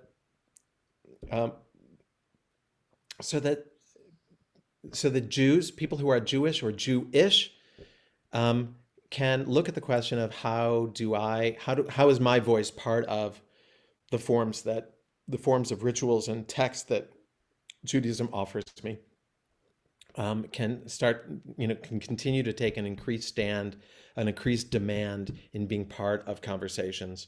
If you're going to talk about me, I need to be in the room doing some of the talking. And I think the work is happening. The monstrosity of the conservative teshuvah that came out. The bright light is the dissent about including people's real stories, and that has been circulating. People are using it and quoting that, and everybody sees the actual majority decision as tragic. Everybody sees it that way. It's not like there are people rooting for it. So I think some of it is happening.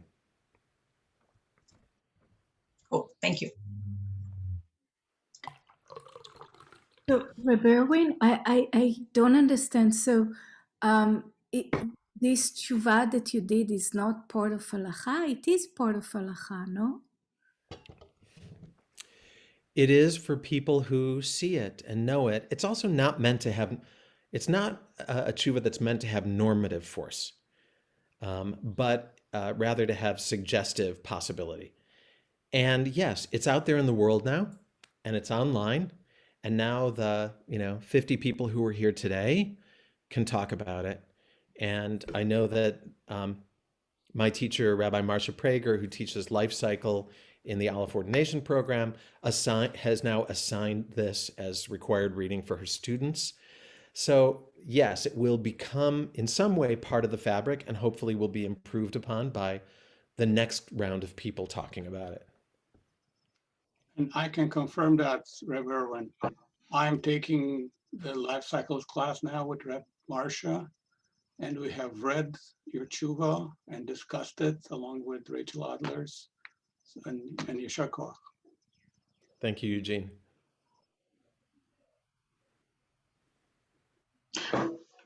Reb Irwin, this was so lovely. I'm wondering if you specifically see the relationship between Ruth and Naomi as queer, because I have some ambivalence about it. That, like, the chosen family, totally queer, and I, like other queer people, like, long for representation, and so I feel like a lot of times people want to queer that relationship, but I feel like it's actually a lot more empowering to see and respect and honor that women can have an empowered and committed relationship to each other, or to anyone they choose, really, outside of romantic relationship. And I just wanted to know your thoughts. Thank you, Deborah. I don't think I can say it any better than you. Yeah, I'm not positing in any way that Ruth and Naomi were lovers. And I'm not positing that they weren't. And I don't, I'm taking the story at face value, the pshat of the story. This is what Ruth says to Naomi, and this is what they go about doing together. And it's clearly important for Ruth to be family with Naomi, to continue to be family. She already was family with Naomi, and to continue to be family with Naomi. And I don't have a driving need to claim them as lesbians, but I do have a driving need to say, there are so many ways that we can commit to each other lovingly, and we've got to have room for all of these forms. In that sense, I do think it is a queer story, even though it's not, I don't think it's necessarily a lesbian story. But I think it's a queer story in the sense that they made this bond to each other outside of the normal forms of the day, and without it providing either of them status. That their love was more important than what Ruth could have gone back to her parents' house and remarried, and that's not what happened. And she makes a different choice, and there's something about that. She makes a choice stepping into something very unknown, and there's something very queer to me about that. And also, her marriage to a man does nothing to diminish the relationship that she's already committed to. The Boaz, Naomi, Ruth triangle is fascinating because it seems to work for everyone. And I know there are people who also look at the story, that read the story, that are reading the story now as Naomi exploiting Ruth in some way, and I hear that, and it doesn't. That's not alive for me, and it saddens me a little bit because I actually see something so liberating about what Ruth and Naomi achieved together, and I don't want to, in the name of sort of a Marxist philosophy, undermine the feminist read of the story. So anyway, so that's a tricky thing that I don't always know what to do with. That there are stories that might be liberatory for one person and not for somebody else. And this language, the Ruth language, might not be for everybody. And nor do I propose that it's for everybody. Is there sort of a reverse of the Levirate legacy that Naomi is sort of inheriting this Levirate, baby? And can that be seen as part of the sort of empowering narrative within the story where Levirate marriages are usually so male oriented and dominated? Thank you. Beautiful question and an exciting idea. In the tshuva itself, I spend more time on the question of levirate marriage. So levirate marriage, for people who don't know, this is sort of Jewish law that if a husband dies and the couple has not yet had an heir, then the wife marries the next available brother, his next available brother, and their first child is considered an heir of the husband who died. And the Ruth story is built around kind of an imaginative expansion of the levirate law that imagines that that not only brothers but like distant cousins also have an obligation to marry the widow and produce an heir in the name of the person who died. But that said, the heir in a levirate marriage, so what you're saying, the heir in a levirate marriage is considered to be the child of the dead husband, the first dead husband. And in this story, like there's so much recognition of the child being Naomi's. It seems to be a reversal. And that's beautiful. That was your thought, not mine, and I love it. The whole story of Ruth is about the delicacy of family formation and about the issue of kinship versus biology. The whole levirate law is about recognizing kinship over biology. Like we know that biologically this child is not the child of the dead husband, but socially, legally, it is. And so there is an honoring of kinship that's non-genetic that happens in levirate marriage and that's inherent in this story. Yeah, go ahead, rebut, and then Robin. Wait, can I just Please. respond? Yes. I just want to add a random queer aspect to this, which is that before marriage was legal, some couples chose, so I'll add, chose adult adoption as a way to form family. I'm actually adult adopted, but because I'm interfamily adopted. It's a complicated, for other reasons not related to my actual marriage, but my adult adoption was made illegal in some states to prevent gay people from using it as a way to form kinship, because it was a way, because ultimately, legal marriage is a way to choose who your kin is, who your legal kin is, as determined by the state. And so the fact that they were trying to find this sort of levirate kinship, legal adoption, family bonding thing, it just parallels ways that queer people also tried to do this over time, that I think is interesting, until it was recognized, and you're continuing that process in a new and exciting way. It's beautiful, and I'll offer you just another sweet treat at the end of the story of Ruth is that I don't know if it's the women or all the townspeople talking to Naomi refer to Ruth as kalatech, which can either mean your daughter-in-law or it can mean your bride. And so there's that, there's the vibration of that double meaning, that she's bride-like to you in the same way that she's your daughter-in-law as well. The sort of what you're saying about sort of there's this resonance between marriage and adoption as mechanisms for getting relationships seen through some available form. Anyway, just thought you might enjoy the kalatech piece. Robin, you had your hand up. Yes, I've always seen this as a fresh paradigm, a new paradigm for family, the chosen family, which has all kinds of roots for queers in every direction. It just comes very clearly to me in my ear, in my heart, that we can choose our family, and it has much bigger echoes or emanations for the human family. Oh, beautiful. Beautifully said, Robin. Thank you. I want to wrap up because I know people have a busy day ahead, but I would like to Thank everyone for being here. And I want to ask you to stay for a moment while Barbara tells you about some beautiful teachings that are coming up that you might want on your calendar.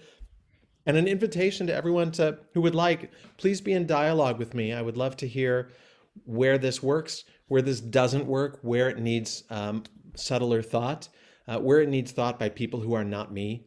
I would really welcome this conversation continuing. So thank you all for being here. I turn it back over to Sherry and Barbara. And what I want to do is just add another option.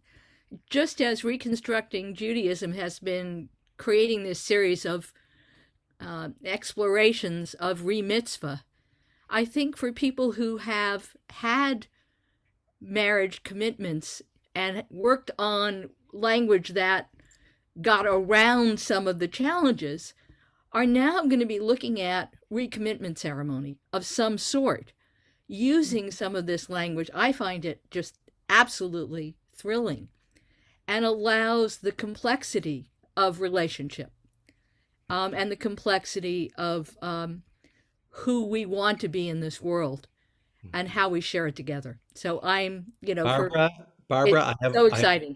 I have already remarried you and Mac once, but I am available Tuesday at noon. Sounds like a good idea, but we'll try May 20th, which is coming up. But more importantly, or maybe on another note, we are so thrilled to have you here. We have some exciting things coming up. We'll be sending you a follow-up email with hopefully a link to the recording for today, with the handout for today, and also information about upcoming classes. But there's one next Sunday with Rabbi Diane Elliott, looking at the poetry of counting the Omer and her own work. And it's a poetry reading and workshop. We'll hope you consider joining us.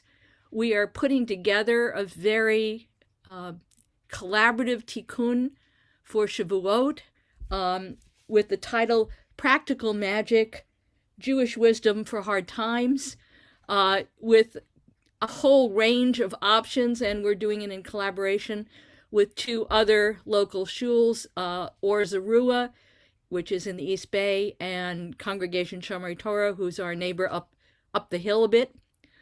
We hope you'll join us for that. Rabbi Michael Weiss is coming in June to talk about reparations, and we're in the process of finalizing plans to have Rabbi Esther Azar join us to talk about trauma-informed ritual. Exciting, exciting work, and we hope you will come back and join us for that.